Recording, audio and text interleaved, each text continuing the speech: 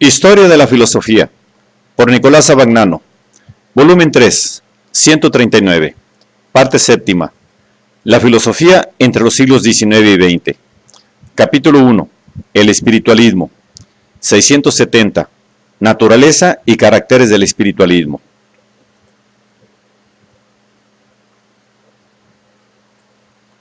La identidad sustancial de filosofía y ciencia, que es la consigna del positivismo, ha puesto en crisis, a partir de la mitad del siglo XIX, el mismo concepto de filosofía.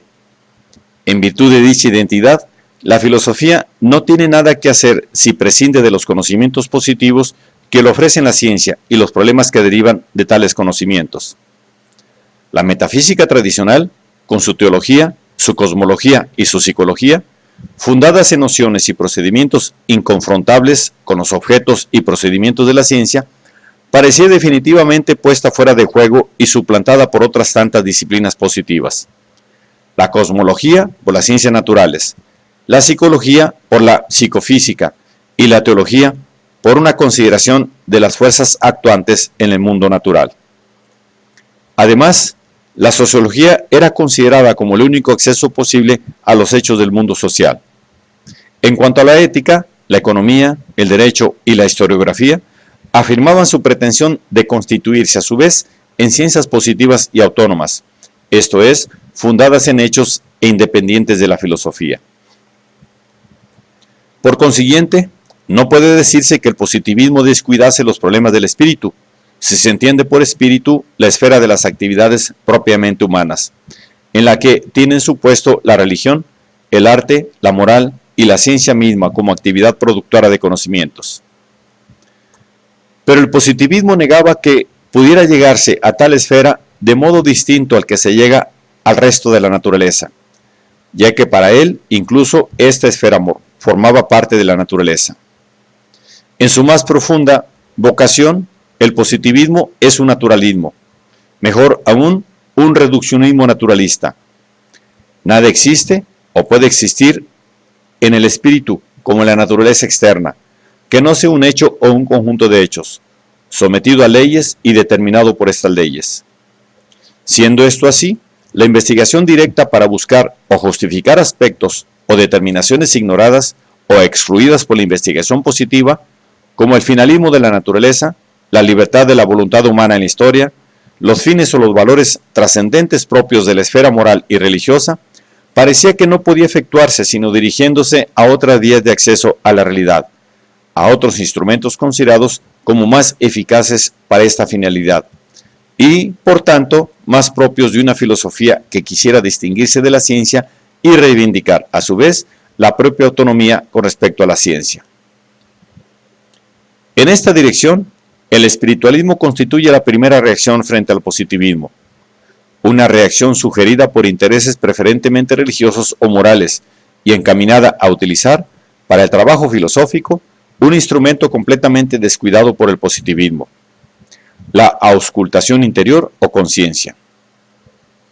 Si el término espiritualismo como nombre de una corriente filosófica es relativamente reciente,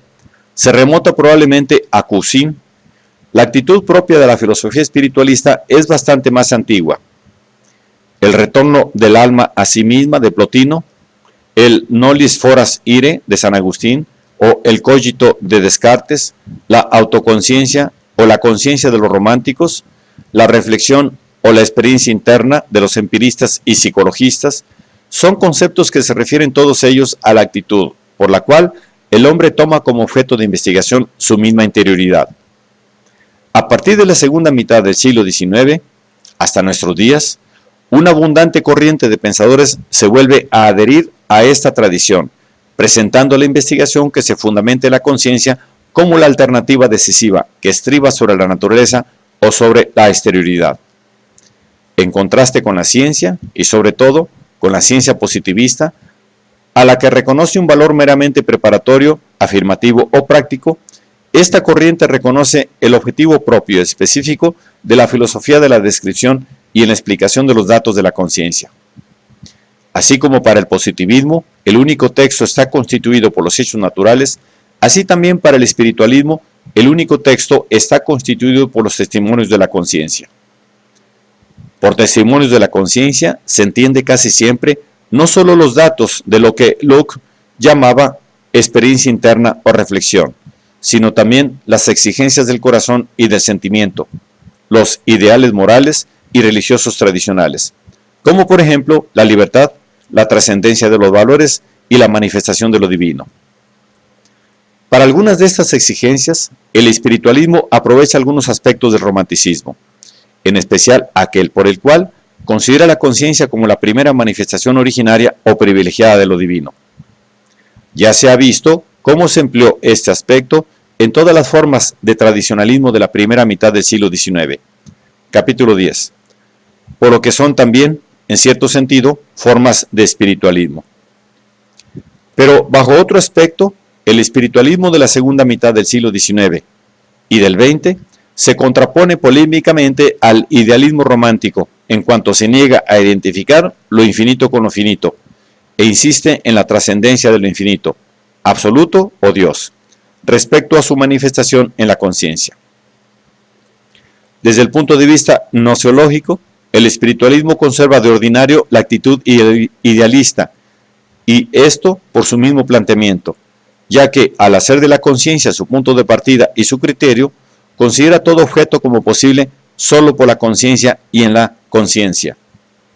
Desde este punto de vista, el problema principal, el obstáculo mayor que el espiritualismo encuentra en su camino, es el de la naturaleza o de la exterioridad en general, sobre todo en los aspectos ilustrados por la ciencia que son más inaccesibles a la conciencia o al espíritu, es decir, en cuanto a materia, mecanismo y necesidad casual. El modo de superar esta dificultad suele ser la negación de la materia como tal y su reducción al espíritu, con la consiguiente subordinación del mecanismo y de todo el sistema de la necesidad causal a un orden providencial, o divino, dominado por el finalismo. En efecto, el finalismo permite reconocer, en cierta medida, la realidad del mecanismo y al mismo tiempo considerarla subordinada a un designio superior, que autoriza a concluir en la existencia de un principio ordenador del mundo. La exigencia de establecer este principio es otro de los aspectos fundamentales del espiritualismo.